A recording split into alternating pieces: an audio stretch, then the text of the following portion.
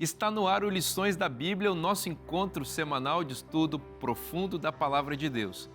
E hoje, no livro dos Salmos, vamos encontrar os salmistas suspirando por Jerusalém, sonhando com Sião, que é a nossa grande esperança também.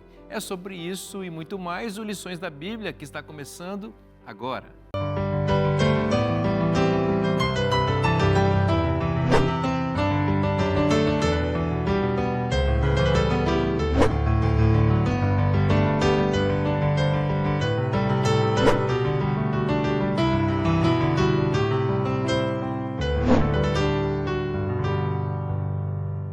Estamos juntos para começar um novo programa Lições da Bíblia, conversando sobre a Palavra de Deus.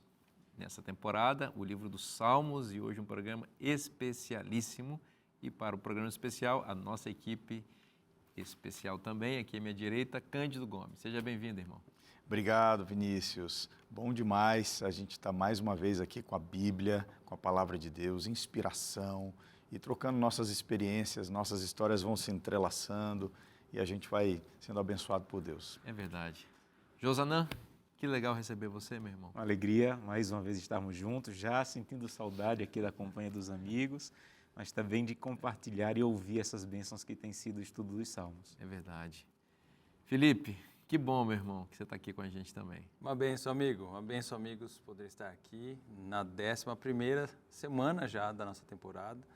E vai ser um privilégio a gente falar um pouquinho sobre Sião, né? Sobre a montanha do Senhor. Exatamente. Ora pra gente, Felipe. Oro sim, vamos orar. Senhor, obrigado, Pai. Obrigado porque o Senhor uma vez mais nos traz juntos para conversar um pouquinho sobre a Tua Palavra, perceber como ela é ampla, profunda e como ela, Senhor, alimenta o anseio que todos temos de um dia, Senhor, estar na Tua presença, diante da Tua face, no Teu monte celestial, Pai. Nós pedimos que o Senhor nos abençoe para que esse dia chegue, e chegue logo, mas enquanto ele não chega, que o Senhor nos permita ter a Tua presença nessa caminhada até aquele dia. Amém. Dá-nos o privilégio de conversarmos um pouco sobre isso hoje. Pedimos isso em nome de Cristo. Amém. Amém. Amém. Muitos salmos louvam a Deus pela sua cidade, local em que foi edificado o seu templo, que congrega ou congregava os povos, né? Na verdade as pessoas e também os povos, as nações também eram convidadas para vir ali em Sião para adorar a Deus. Josanã, vamos ao Salmo 84, né? 84. Que é um salmo desses aí que suspira por Sião. Não é o único, né? Eu separei aqui o Salmo 27, o Salmo 42, o Salmo 124 e o Salmo 137, também expressam esse anseio de estar na casa de Deus. Nós precisamos entender que naquele contexto ele estava falando do templo em Jerusalém, onde as pessoas vinham das tribos de Israel para ir para a casa de Deus, 3 vezes por ano eles deveriam no mínimo se encontrar ali. E essa viagem, esse anseio de estar lá, falava o coração do povo. Não era só uma questão de ir ao templo, era tudo o que envolvia. Algumas semanas atrás o Felipe colocou isso muito bem e o Salmo ele retoma isso, de que a viagem, as montanhas, a grama, a parte árida, ver Jerusalém chegando, tudo isso, quando ele voltava novamente para casa, o acompanhava. E aí vem uma coisa importantíssima que o Salmo me fez pensar, que é a necessidade de ir à igreja presencialmente. Estamos vivendo um momento em que algumas pessoas dizem já não preciso, né? Existem pessoas que realmente não podem ir, por questão de saúde, por questão de idade, mas procure essas pessoas e pergunte o que é que você mais gostaria de fazer. Eu tenho certeza que a maioria vai dizer ir à igreja, porque ir à igreja, é o que os salmos vão expressar, tem um significado especial, a presença ali. E o Salmo 84, eu destaco aqui algumas coisas, que o Salmo ele faz com que o adorador desperte para algumas coisas. Verso 1 e 2, ele tem que despertar por seu amor pela casa de Deus. Então, ele diz, quão amáveis são os teus tabernáculos, a minha alma desfalece pelos teus átrios. A segunda coisa que o Salmo vai nos levar a despertar é o amor pelo Deus da causa. Aí no final do verso 2, que diz, o meu coração e a minha carne exultam pelo Deus vivo. Então, não é simplesmente um prédio, é quem ele vai encontrar ali. O verso 3, ele é despertado por bênçãos espirituais que ele encontra em Deus. Ele diz assim, olha, o pardal encontrou a casa, a andorinha é o ninho, mas eu, Senhor, eu encontro nos teus altares, Rei meu e Deus meu.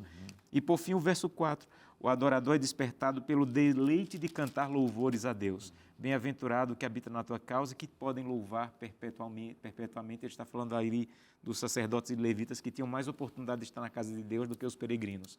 Então ele está dizendo assim, olha para a casa de Deus como algo que vai te trazer bênçãos, a presença física na casa de Deus. E o Salmo vai nos ensinar isso nessa semana. Eu acho que a gente vive esse período pós-pandemia em que a experiência de igreja, alguns acham que podem ter distantes do templo, né? Porque o sermão eu posso ouvir de casa, a música eu posso cantar em casa, o dízimo eu posso devolver em casa, conteúdo eu posso consumir em casa. Mas eu acho que ir à igreja presencialmente tem a ver com o encontro com o outro. Eu acho que a gente fala assim, tem que ir para a igreja por causa de Deus. Claro que tem que ir por causa de Deus, mas existe uma dimensão social, a adoração comunitária, a gente ir para se encontrar com o outro, porque no encontro com o outro, eu me encontro com Deus também. O C.S. Lewis, ele conta que eles eram 3 amigos, e a minha esposa, que gosta de repetir isso aí, fala que um dos 3 amigos morreu. E ele diz que quando esse seu amigo morreu, um pouco do outro amigo morreu também. Porque havia um tipo de risada que aquele amigo só dava com a piada deste. Um tipo de reação que este só tinha porque o outro provocava isso. Tem coisas sobre Deus que eu só vou experimentar porque eu estou com vocês. E essa é até uma experiência interessante aqui. Enquanto eu estudei a lição, mas o Felipe fala uma coisa, eu grifo, o Josanã menciona algo, eu falo, puxa, como eu não pensei isso? Eu acho que estar na casa de Deus, adorar com o outro, isso não é substituível na vida do cristão. Verdade. É bem interessante como esse salmo, ele estressa, né? Ele põe ênfase nos sentimentos da pessoa ou do adorador ao ele se dirigir à casa de Deus, né? O que ele sente, né? O que ele sente. Você vê ali quão amáveis são os teus tabernáculos. A minha alma suspira, ela desfalece pelos átrios do Senhor. É interessante que o termo para suspiro aqui, em especial o desfalecer, é literalmente uma expressão de ansiedade. É ansiedade para ir para o templo, ansiedade para ir para a igreja. Eu acho que o que chega mais próximo, né, em geral disso na nossa igreja é o Clube Desbravador, né? Aquele menino que tinha um pastor com quem eu trabalhei, que ele me dizia, Felipe, são 2 religiões, tem o adventista e tem o desbravador, né? O desbravador é uma outra religião, obviamente, fazendo piada, mas no sentido de que eles amam o que fazem, amam estar ali, vão o tempo inteiro para o clube, não reclamam, né, de diversas atividades que para nós, um pouco mais velhos, seria um problema. E eu só fui entender isso de fato, porque eu não cresci na igreja e não tive essa experiência, quando eu comecei a ter um desbravador dentro de casa. O meu menino, ele anseia pelo clube, né? Chega o domingo de manhã, eu levanto, ele já está arrumadinho com lenço, penteadinho para ir para o clube e tal. E eu imagino que é essa imagem que a gente tem aqui. Eu anseio, eu desfaleço pelos átrios do Senhor. O meu coração e a minha carne exultam pelo Deus vivo. Parece que ele está ansioso para encontrar Deus. Sim. E os irmãos, obviamente, nos átrios do Senhor, para as atividades dentro da igreja, as atividades que lhe ensinam e que lhe formatam os passos, né? Então, há novamente essa expressão que a gente já conversou um pouquinho em semanas anteriores, da noção de coletividade na adoração, né? Essa importância da comunhão, importância do contato com os irmãos e, sobretudo, o que me é muito inspirador é ver essa expressão do sentimento dele, né? Sim. Eu quero estar lá, eu quero estar ao lado dos meus irmãos. E me chama a atenção o verso 11, quando ele diz assim, pois um dia nos teus átrios vale mais que 1000. Se existe um povo que poderia dar desculpa não ir para a igreja, era esse. Pela distância, pelo transporte, pelo clima. Mas eles disseram, não, eu prefiro um dia na casa do Senhor do que 1000 em qualquer outro lugar. Eu não sei quanta noção vocês aqui da Novo Tempo têm de como a Novo Tempo é assistida em Moçambique. né? É muito. Eu tive a oportunidade de ir a Moçambique, fazer algum trabalho, me envolvi lá um pouco, e eu fiquei encantado com o culto em Moçambique, encantado com a alegria com que as pessoas vão. Muitas vezes eu chorei vendo eles cantarem músicas do Inário, que às vezes a gente canta olhando no celular, eles estão cantando, mas não sai da boca simplesmente, sai do coração a música. E eu acho que eu consigo ver na expressão do Salmo 84 o que eu vi em Moçambique. Sabe essa paixão de ir à casa de Deus, de louvar a Deus, ter a oportunidade e o privilégio de se encontrar com o Senhor. Por outro lado, eu gosto muito de uma lista que o pastor Amin rodou, né? Sei que é querido de todos aqui, que ele faz desculpas porque não vou à igreja, né? E eu anotei algumas, né? Ele diz que alguns dizem assim, a igreja me feriu, a igreja está cheia de hipócritas. Ele diz assim, mas ainda cabe mais um, pode vir. Quando ele diz assim, olha, eu não vou para a igreja porque não sou bom o suficiente para ir para a igreja, é o mesmo que dizer não vou para o hospital porque estou doente. Quando diz assim, estou muito ocupado, ele diz assim, por isso Deus te dá o sábado para que você encontre descanso. Alguém diz assim, estou doente, não vou para a igreja. Se Deus nos fizesse ficar tão doente quanto dizemos que estamos para não ir para a igreja, nós não ficaríamos tão doentes. E ele vai colocando, e eu lembro com muito carinho da minha mãe. Minha mãe, ela tinha uma maneira, uma paixão pela igreja. E eu lembro que na semana de provas, eu dizia assim, mãe, não posso ir para a igreja hoje no culto de quarta-feira, porque eu tenho prova essa semana. Ela dizia, por isso você tem que ir. Exatamente por isso você tem que ir. Está triste? Vamos para a igreja. Está feliz? Vamos para a igreja. Tem prova? Vamos pedir sabedoria a Deus. Passou bem na prova? Vamos agradecer a Deus. Eu consigo enxergar isso no Salmo, sabe? Essa alegria de estar na presença de Deus. Eu acho que o lugar que eu mais dormi na vida, depois da minha cama, foi o banco da igreja. Meu pai sempre foi líder da igreja, minha mãe, anciãos, enfim, a liderança. E eu aprendi a amar a igreja. Muita gente não entende por quê a gente precisa ir à igreja, né? Eu lembro da história daquele senhor que era surdo, não ouvia nada, mas toda semana ele ia para a igreja. E aí isso chamou a atenção da vizinhança, e um dia alguém botou um bilhete no portão dele e falou assim, o senhor não ouve nada, o senhor não ouve o sermão, não ouve a música, não ouve a oração, por que o senhor vai à igreja? Não é uma perda de tempo? E a historinha diz que ele escreveu a resposta quando pegou aquele bilhete do outro lado da folha, e ele colocou assim, verdade, não ouço o sermão, não ouço as canções, não ouço as orações, mas vou à igreja porque eu quero que todos saibam de que lado eu estou. Legal. Eu acho que a nossa presença na igreja, a busca pela geografia do templo, também é uma declaração de fé. Nós confiamos que a nossa bênção, nossa força, nossa segurança vem de estar perto de Deus. É interessante que o Salmo, ele apresenta algumas bem-aventuranças, né? Salmo 84, a partir do verso 4. Bom, o verso 3, né, já começa com uma metáfora linda, né? O pardal encontrou casa, a andorinha ninho para si, onde acolhe os seus filhotes, perto dos teus altares, Senhor dos exércitos, Rei meu e Deus meu. Bem-aventurados os que habitam em tua casa, louvam-te perpetuamente.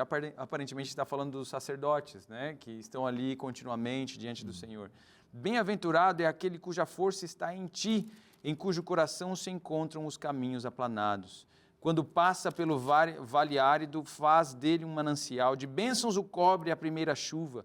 Vão indo de força em força, cada um deles aparece diante de Deus em Sião. Você percebe duas bem-aventuranças, uma para aquele que já está lá, que serve a Deus continuamente nas estruturas do templo, em relação àquilo que é feito corriqueiramente no templo ou diariamente no templo, mas também a mesma bênção é escolhida ou é orientada para aqueles que vão ao templo. É como se o Senhor do templo está brilhando ou fazendo a sua face resplandecer, como vimos na última lição, do templo em direção àqueles que se dirigem até lá, né? E aí eles vão um a um aparecendo diante do templo.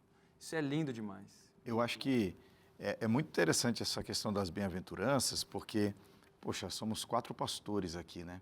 Tem um lugar que a gente vai, é a igreja, mas a gente não pode transformar essas idas à igreja num ritual frio, desprovido de significado, vazio e tal, como o que, por exemplo, aconteceu com Nadab e Abiú. Eles moravam no quadrante mais sagrado do território de Israel, tinham uma profissão mais especial, mas lidar com as coisas santas, estar na casa de Deus, lidar com o santuário, isso aí já não era mais importante para eles, né? E não só pastores, todos nós podemos fazer também das idas ao templo um ritual. Aí eu vou, porque se eu for, Deus me abençoa. Se eu não for, algum problema vai me acontecer. Mas eu acho que o Salmo me leva a essa reflexão de que precisa ter significado. Olha, eu quando eu saio de casa com minha esposa, a gente faz uma oração. Desde que eu comecei a trabalhar com jovens, isso fez bem para a minha vida espiritual, porque os jovens vão para a igreja e ficam olhando para a gente.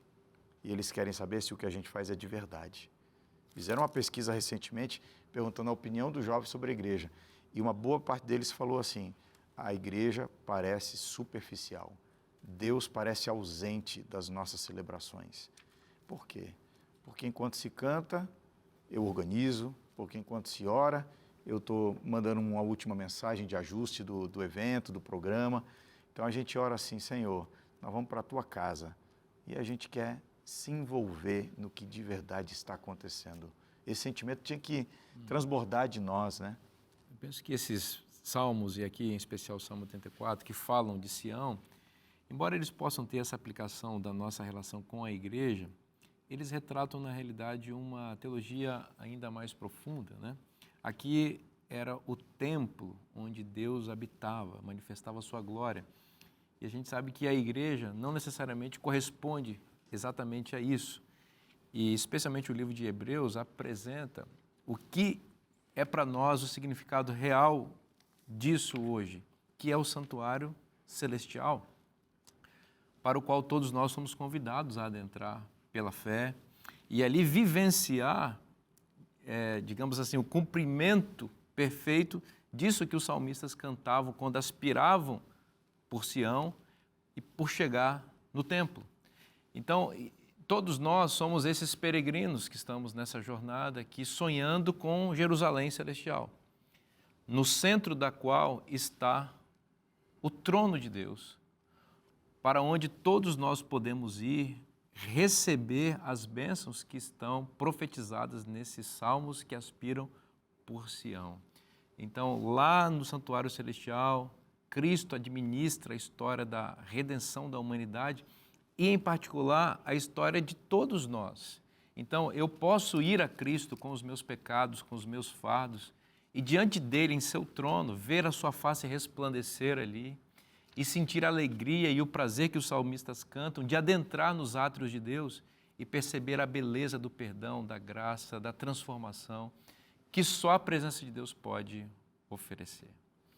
A gente vai continuar conversando sobre isso no próximo bloco. Não saia daí, o programa volta já já.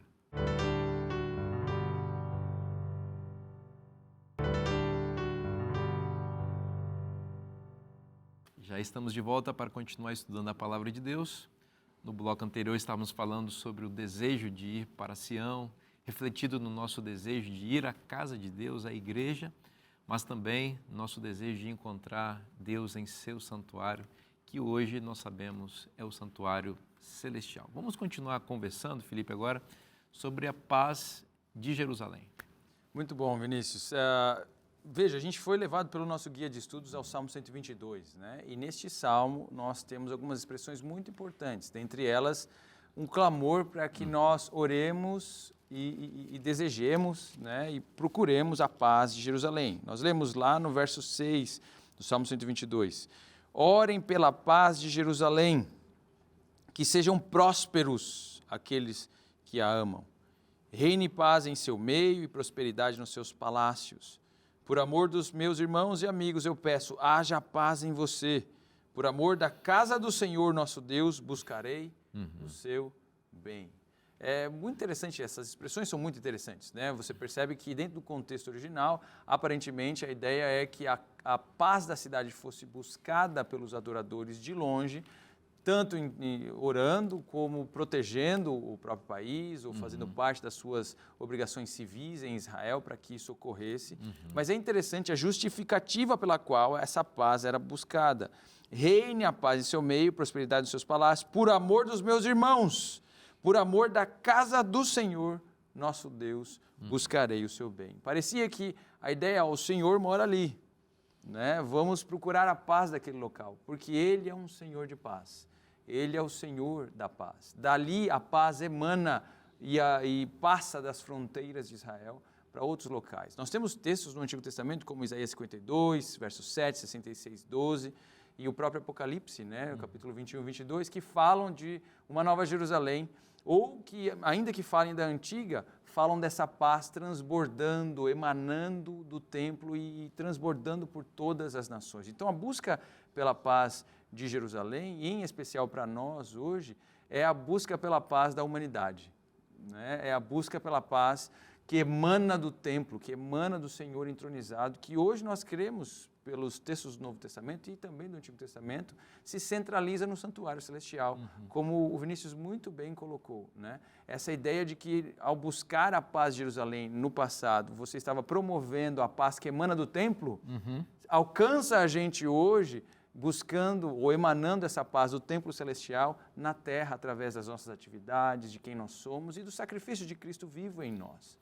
Sabe, Felipe, é interessante que do ponto de vista escatológico, puxando um pouquinho de Daniel aí, existe uma ameaça a Jerusalém ali muito forte, e Jerusalém celestial mesmo, né? Não é um chifre pequeno que se estende, blasfema contra Deus no seu santuário, né? Uma ameaça contra a paz de Jerusalém e contra o domínio de Deus que se estabelece a partir do trono dele em Jerusalém. E talvez a gente pudesse pensar nessa aplicação hoje espiritual e escatológica mesmo da oração. Por que Jerusalém? Por que paz é essa? Né? Para que o governo de Deus realmente seja estabelecido. E a gente sabe que vai, mas ao orarmos para que o governo de Deus, sediado em seu trono em Jerusalém celestial, ao orarmos por esse domínio, nós nos tornamos súditos desse reino, né? Nós nos comprometemos com esta paz que procede apenas de Jerusalém e não de emulações fakes de supostas Jerusaléns terrestres, vamos dizer assim. Exato. Porque o que é o sistema falso pagão de religião hoje? Uma tentativa de trazer um ambiente de adoração terreno que desvia os adoradores de Sião. Fazem uma Sião falsificada, em que as pessoas vêm, tem um sistema litúrgico, tem adoração, tem confissão de pecados, tem uma série de coisas que tem sacerdócio, faz as pessoas pensarem que estão em Jerusalém, mas na verdade é um desvio, é uma guerra, uma afronta contra a Jerusalém celestial. Então oremos para que aquela Jerusalém verdadeira prevaleça e a mentirosa não. E o que é interessante, porque em termos escatológicos, e é muito bom que você mencionou isso, nós temos também a centralidade ao redor de uma montanha. Isso. Nós temos, por exemplo, no capítulo 2 de Daniel, a pedra cortada sem auxílio de mãos, que destrói a estátua e se torna uma grande montanha. É muito interessante. Você vê no capítulo 11, né, o rei do norte morre entre o grande mar e a montanha de Deus. Então, a ideia da montanha está presente em textos escatológicos e obviamente, ela é modulada sobre Sião. Zacarias fala, né, da abertura do grande vale, da nova Sião sendo colocada. O Apocalipse 21, 22 vai falar dessa nova Sião que desce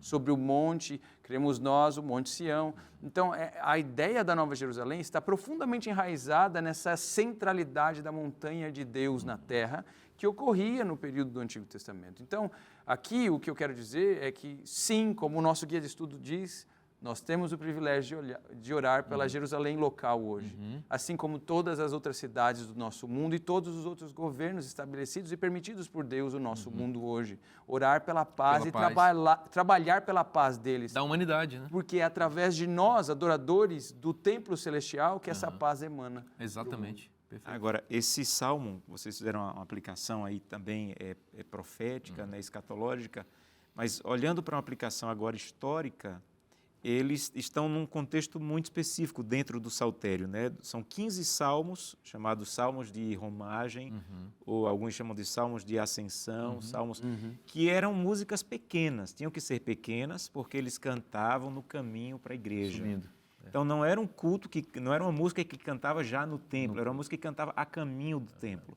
Então, quando eles, assim, ore por Jerusalém, alegrei-me quando disseram vamos à casa do Senhor, ele está dizendo, eu quero a bênção para o lugar onde eu congrego. Isso. E eu queria puxar um pouquinho essa visão. Ótimo. Né? Ore pela igreja. Você já orou pela igreja que você congrega? Para onde você vai, né?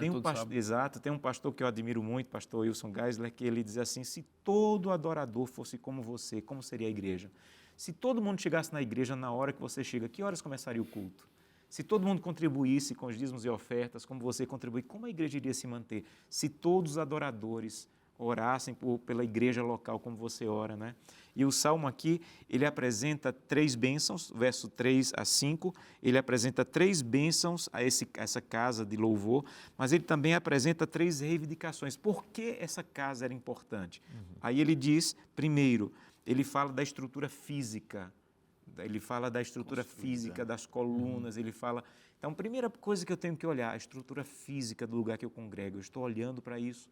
A segunda coisa, ele fala sobre a unidade das tribos, está muito claro aqui. O poder que o templo tem de unificar o povo de Deus, de fazer com que o povo de Deus esteja unido em doutrina, em missão, em foco. E a terceira coisa é, ali é o lugar onde eu posso desfrutar de maneira mais profunda a presença de Deus. Ele coloca isso aqui, nesse templo, essa ida a Jerusalém, como foi bem colocado pelo Cândido, eu poderia fazê-lo em casa, mas tem alguma coisa especial de ir encontrar com ele lá. E por isso ele adora, nesse cântico de romagem, a oportunidade e o privilégio de ter um encontro com Deus no templo. E eu adiciono a essa questão a emoção que é expressa no Salmo, alegrei-me quando me disseram vamos à casa do Senhor. Sim. Eu acho que mais do que as bênçãos, a visão ampliada, o que acontece em mim quando lá estou, a noção de ter uma casa de culto, um lugar de encontro, eu acho que isso se transborda para os outros dias todos da semana, para a minha vida. A gente guarda o sábado, vai à igreja também aos sábados, especialmente aos sábados, mas eu acredito que a nossa experiência de relação com Deus, ela não se dá, ela não se concretiza, ela não se resume apenas na nossa ida à igreja no sábado. Eu penso, cada vez que eu vou para a igreja, num sábado, por exemplo, eu penso num aniversário de casamento. Eu vou lá comemorar o quê? Se eu estivesse mal com minha esposa, dormindo em quartos separados, se a gente se desentendesse e tal, quando desse o dia 2 de fevereiro do ano seguinte, eu ia fazer o quê? Se eu fosse para um restaurante, ia ficar igual aquele casal que eu encontrei outro dia, cada um no seu celular. No celular eles estavam quando chegaram, no celular ficaram enquanto comiam, no celular eles estavam enquanto se pagava a conta. E aí eu fico pensando, né? Como é que está a minha postura quando eu estou na igreja? Tudo bem, vou à igreja, mas enquanto estou lá, estou conectado, as coisas que ali acontecem me tocam e tal. Talvez isso me dê uma indicação de como é que eu passei o ano ou a semana, porque se a celebração tem significado é porque a relação é genuína. Se o contrário acontece, talvez haja uma reflexão, né? Se eu não tenho prazer na casa, prazer no encontro, prazer na celebração, talvez não haja razões para celebrar. E outra, essa aspiração pela igreja, pelo templo, no caso aqui, é porque ali você se encontraria com seus outros irmãos. Ele diz, alegrei-me eu, quando me disseram, vamos. Então é uma dimensão coletiva, a adoração que não se pode perder, e nessa ênfase que vocês estão colocando. Além disso, ali no templo, eles eram expostos a todo um processo litúrgico que remetia à salvação, ao Evangelho, não é? O cordeiro sacrificado, a teologia da substituição, tudo aquilo era muito impressivo para reafirmar verdades absolutas. Ali também, naquelas festas especiais, nas 3 grandes festas de romagem, eles lembravam dos grandes feitos de Deus no passado, então aquilo rememorava e fortalecia a fé. Toda essa dimensão a gente consegue viver também quando a gente vai à igreja. A gente vai à igreja coletivamente, ali os irmãos estão reunidos, ali a palavra de Deus é aberta, e quando a palavra de Deus é aberta, os grandes feitos de Deus são rememorados, né? Nós somos conectados com a pregação do Evangelho, né? E vemos Cristo ser exaltado e aquilo toca o nosso coração. Então isso deveria ser realmente motivo de suspiro, sim, de alegria. Poxa, vou à igreja. Por quê? Porque é extraordinário ter tudo isso de novo acontecendo a cada semana, né? Sabe, eu cresci em um local simples. Eu lembro que algo acontecia corriqueiramente, ou várias vezes na minha vida. Era quando os meninos se reuniam para jogar bola. E eu lembro que sempre começava com 2, e aí eles iam de casa em casa. Vamos jogar bola? e aí aquela turma ia aumentando, ia passando na porta da casa de cada um, e a ideia... Vamos jogar bola? Vamos jogar bola. Me alegrei quando me disseram, vamos jogar bola. E essa é a imagem que eu tenho na mente, sabe? Eles estão passando de vila em vila, estão chamando um ao outro, Cantando e eles estão as cantando músicas. as músicas e subindo. Eu lembro, por exemplo, Copa do Mundo, a gente pintava a rua, a gente colocava bandeirola, a gente fazia uma festa, né? E alegrei-me, né? Então, essa é a imagem que eu tenho na cabeça. Eu sei que é meio espúria, né? O pessoal deve estar pensando, o cara está comparando o jogo de futebol, Copa do Mundo, com ir para a igreja. Mas para o coração do brasileiro, essa é uma imagem muito vívida. E é basicamente o que o texto está dizendo, né? São grupos de pessoas que se unem e têm esse sentimento intenso de alegria, porque estão juntos, unidos, fazendo algo que dá sentido para a vida deles. Agora, uma coisa linda também que o guia de estudo apresenta é que essa ida para o templo, ela não deveria ser entendida pelos israelitas como exclusividade para eles. Aí entra o Salmo 87. Exatamente. Né? O Salmo 87 é um salmo espetacular. Ele parece estabelecer o papel de Sião como centro universal ali de adoração, mas para todos os povos. E de cidadania. Cidadania Isso também. aqui é fantástico desse Pois salmo. é, então o verso 3 diz, o verso 4, dentre os que me conhecem, farei menção de Raabe. Raabe é um nome poético para o Egito, Babilônia, Filistia, Tiro, Etiópia e os que lá nasceram. Quando ele trata essas nações, ele está tratando de dois tipos de nações. Primeiro, as mais distantes e as mais ímpias. Então, ele está dizendo assim, olha, não importa quão distante esteja e não importa quão ímpia venha a ser. Aí ele vem no verso 5. E com respeito a Sião se dirá, este e aquele nasceram nela, e o próprio Altíssimo a estabelecerá. E quando o Senhor estiver registrando os povos, dirá, este nasceu em Sião. Isso é espetacular. Não importa onde você nasceu, se é distante ou se é ímpio. E isso, escatologicamente, se cumpre em Apocalipse, quando diz que nações de todas as terras, tribos, línguas e povos estarão reunidos adorando a Deus na Jerusalém Celestial. Então, essa inscrição dos povos aqui é extraordinária. E isso que ficou me batendo na mente enquanto eu li esse salmo, veja, esse ponto específico que o Josanã mencionou aqui, verso 6, o Senhor, ao registrar os povos, dirá, este nasceu lá. Futuro. Parece que ele está assim, olha, você vai chegar aqui, eu vou te registrar de onde você veio.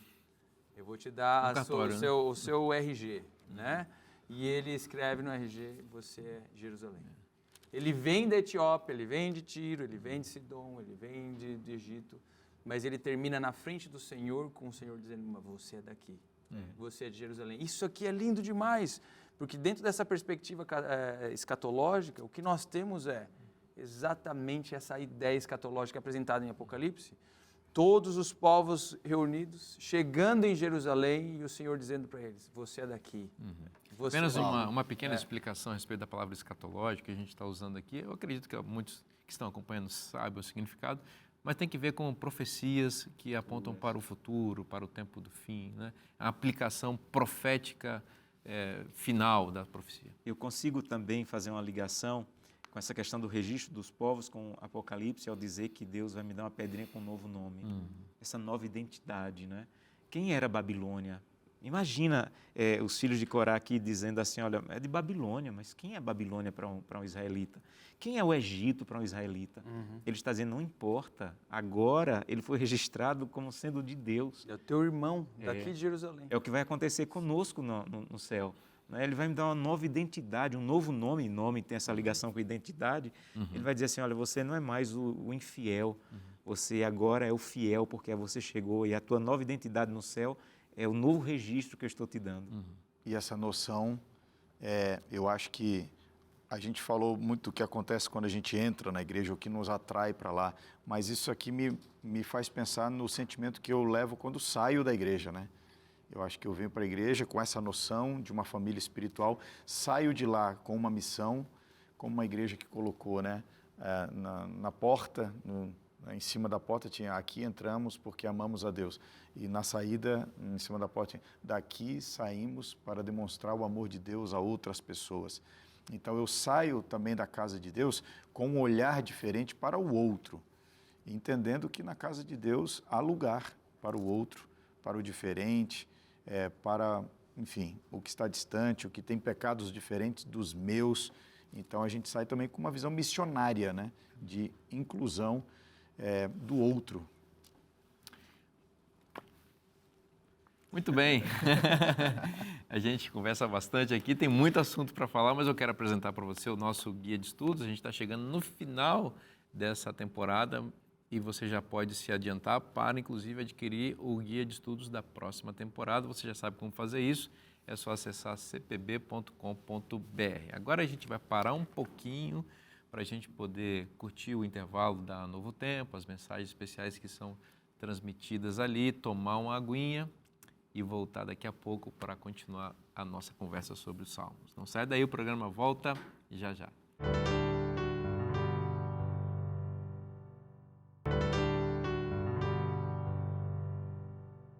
Estamos de volta para o último bloco dessa lição tão especial em que nós estamos nos unindo aos salmistas, suspirando também por Sião.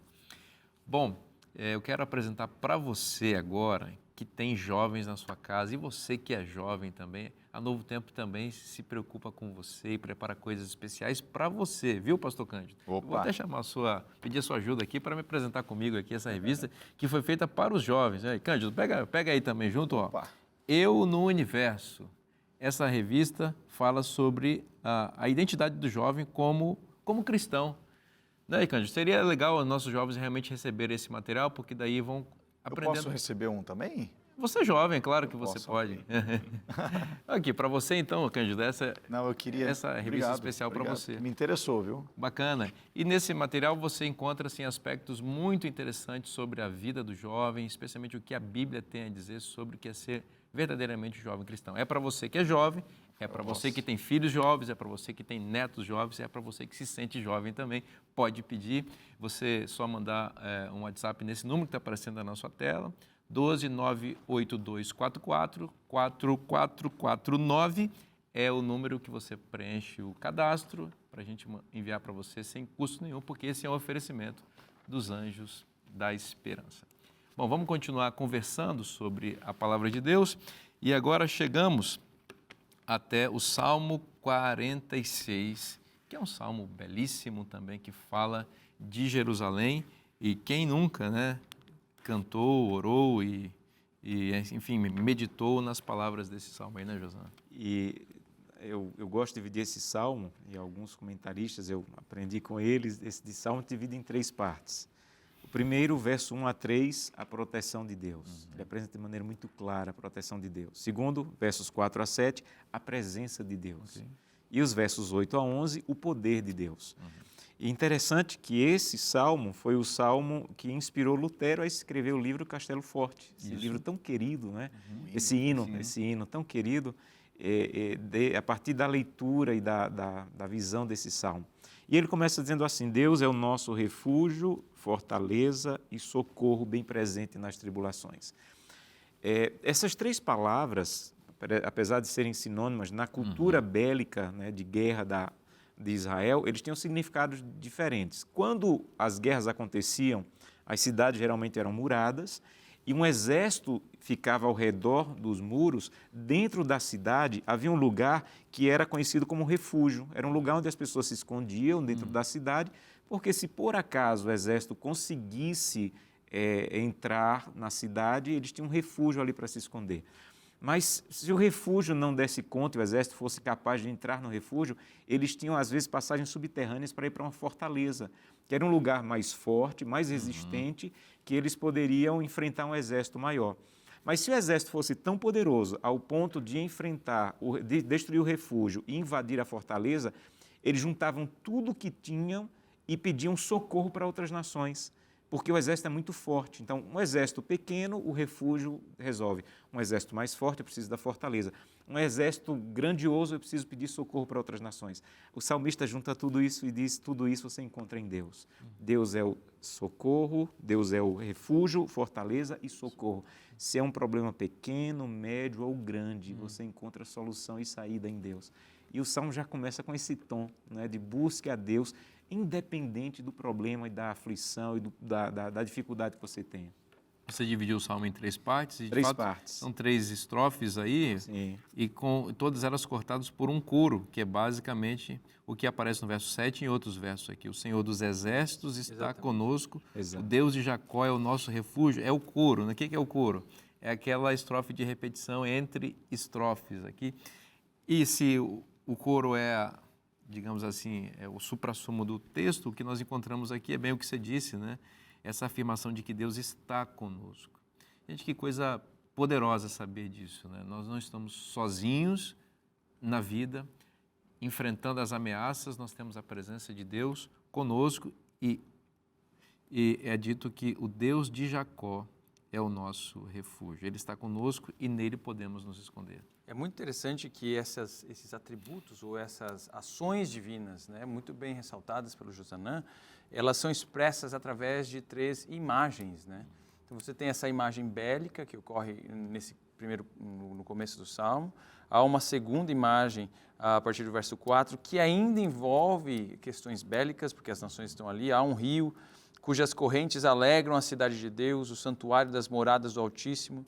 Deus está no meio dela, jamais será abalada, Deus ajudará desde o romper da manhã. Bramam as nações, reinos se abalam, Deus faz ouvir a sua voz e a terra se dissolve. Então, parece que a primeira estrofe esconde o povo de Deus para a batalha que o Senhor vai travar nas nações. A segunda estrofe, você tem essa imagem de dentro da cidade, com esse rio, e eles estão bem ali dentro, enquanto Deus briga com as nações lá do lado de fora. E a terceira imagem, do verso 8 em diante, Deus pacifica as nações. É bem interessante. Venham contemplar as obras do Senhor que tem feito desolações na terra. Parece que Deus lá de fora está chamando eles lá de dentro. Ó, vem ver, sobe no muro aqui, vem ver o que eu fiz. Né? E o verso 9, ele faz cessar as guerras até os confins do mundo. Quebra o arco, despedaça a lança, queima os carros do fogo. Aquietem-se e saibam que eu sou Deus. Sou exaltado entre as nações, sou exaltado na terra.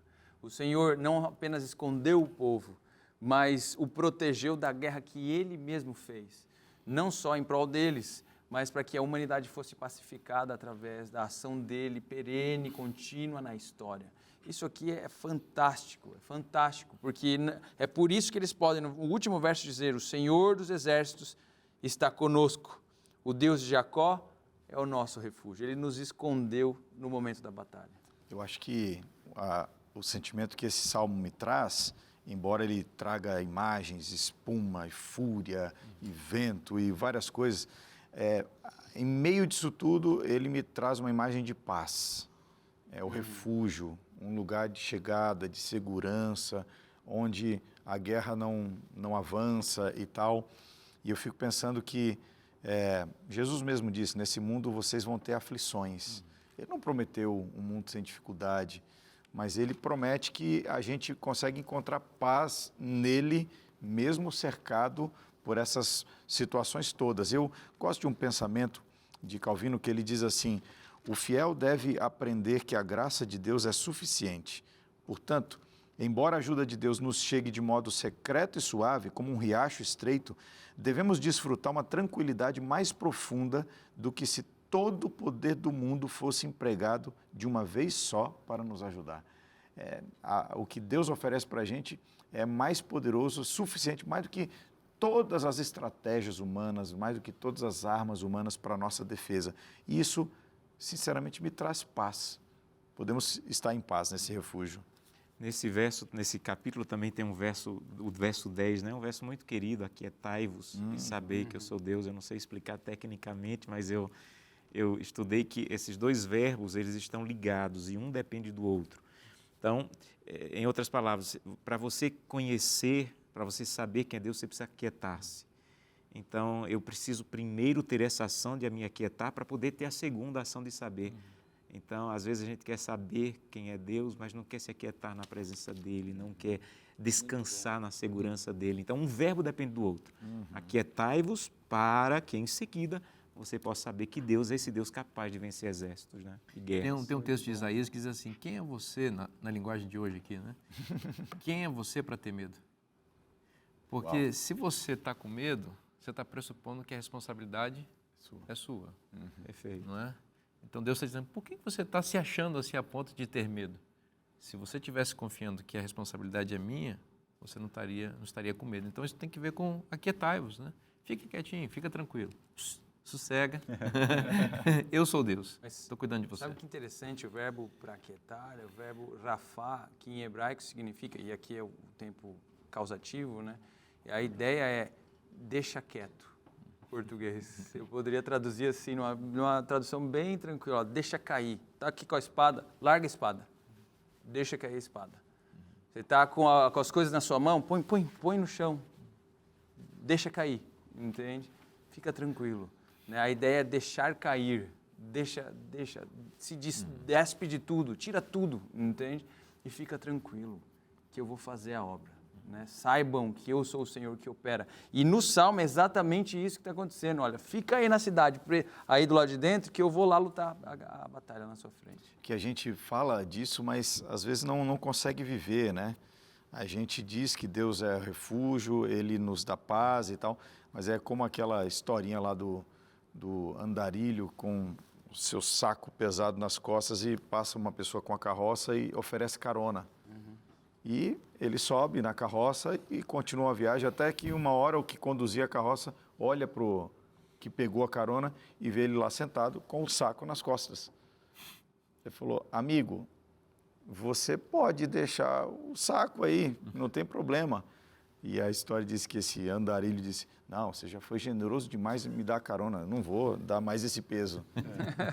A gente entra, está com Deus, nas mãos de Deus, mas ainda continua, né? Não confia, não deixa as coisas, né, nas mãos dele. Exato. E a lição nos levou para essa certeza do fundamento, da fundação inabalável do Senhor, nos levando a pensar em Sião também como essa rocha, né, inabalável, nos levando ao Salmo 125 e nos deixando pensar um pouquinho sobre essa ideia de quão inabalável esse monte é em face ou diante de outros montes. Né? A gente já conversou algumas semanas atrás sobre essa noção de que a adoração em um monte era algo comum no Antigo Oriente Médio. Né? Nós ouvimos muito no texto bíblico falar sobre os altos, sobre locais de adoração nas montanhas. Mesmo o Senhor foi adorado em uma outra montanha, a gente tem o Monte Sião, né, onde ele aparece e ele entrega as tábuas da lei.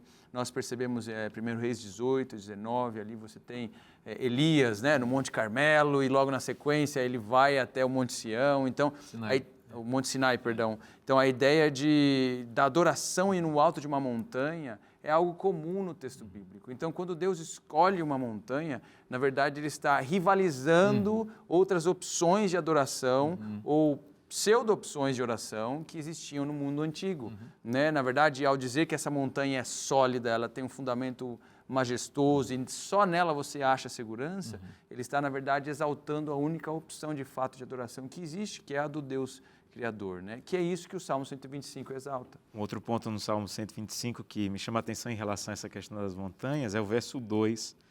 Ele faz a menção à cadeia de montanhas ali que está ao redor de Jerusalém, né?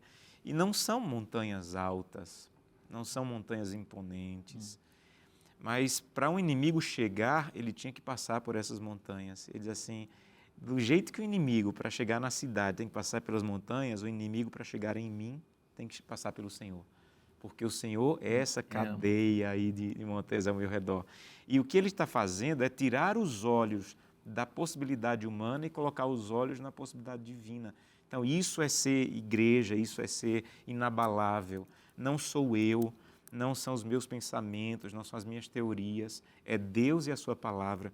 Há um autor chamado Thompson Kerr que ele diz que nós somos enviados a pregar não a sociologia, mas a salvação, não a economia, mas o evangelho, não a cultura, mas a conversão, não o progresso, mas o perdão, não a nova ordem social, mas um novo nascimento, não a nova organização, mas Cristo, porque não somos embaixadores, somos diplomatas, ou não somos embaixadores, nós somos embaixadores e não diplomatas. Então, eu acho que desse salmo ele me fez pensar nisso. Olha, não para o que você tem de estrutura, olha para o que você tem em Deus, em sua palavra. Essa é a força da igreja. Não é um monte que cerca Jerusalém, é o Senhor que cerca Jerusalém. Exato. Não são seus argumentos humanos, é o que a Bíblia tem a apresentar, que é o poder da igreja. É verdade. Salmo 125, gente, que beleza. Os que confiam no Senhor são como o monte de Sião. Mais um apelo à confiança em Deus, né? Como a Bíblia repete essa ênfase, né, de confiar no Senhor, confiar no Senhor. Essa repetição bíblica tem alguma coisa a dizer a respeito de nós mesmos, né? Acho que a gente tem seríssimas dificuldades de confiar em Deus, né? Por isso a Bíblia vai repetindo essa ênfase. Confie em Deus. Pare de confiar em si mesmo. Lance sobre Ele toda a vossa ansiedade, porque Ele tem cuidado de nós.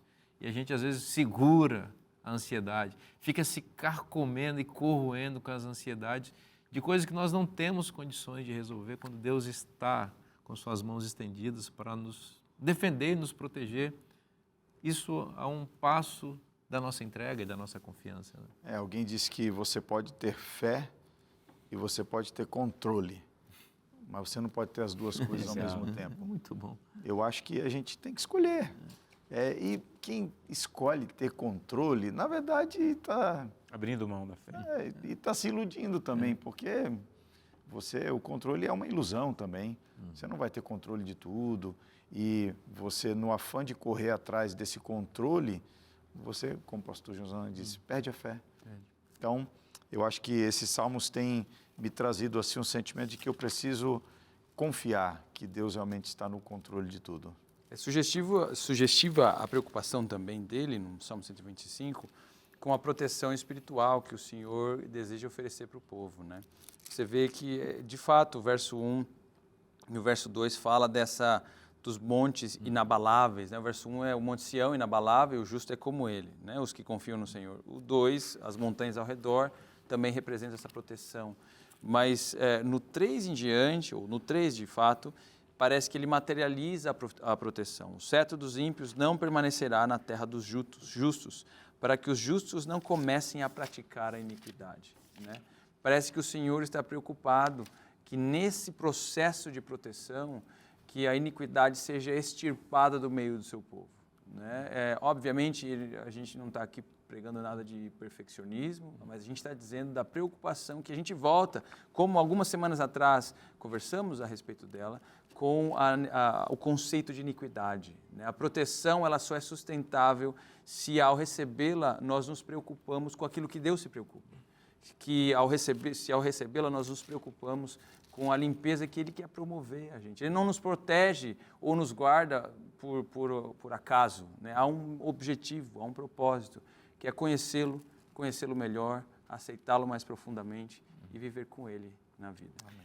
É isso, gente. Nós temos que confiar em Deus. Ele é o nosso refúgio, Ele é a nossa fortaleza e Ele está em derredor da nossa vida, nos protegendo. Eu te espero na próxima semana. Que Deus te abençoe muito. Forte abraço e até lá.